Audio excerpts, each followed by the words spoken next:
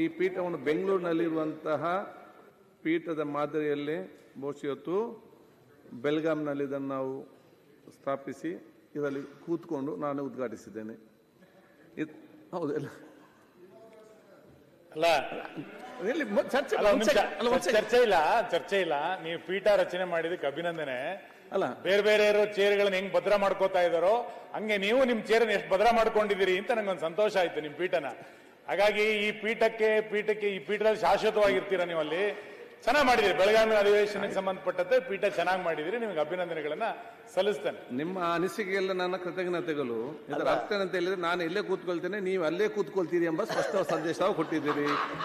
ಅಲ್ಲಲ್ಲ, ಈಗ ವಿಧಾನಸಭೆ ಈ ಒಂದು ಪೀಠದ ಬಗ್ಗೆ ಎರಡು ಮಾಹಿತಿ. ವಿಧಾನಸಭೆಯ ಸಭಾಂಗಣದಲ್ಲಿರುವ ಮಾನ್ಯ ಸಭಾಧ್ಯಕ್ಷರ ಪೀಠವು ಬಹಳ ಪ್ರಾಮುಖ್ಯತೆಯನ್ನು ಹೊಂದಿರುತ್ತದೆ. ಸಂವಿಧಾನದಲ್ಲಿ ಸದನಕ್ಕೆ ಬಹಳ ಉನ್ನತ ಸ್ಥಾನ ನೀಡಲಾಗಿರುತ್ತದೆ.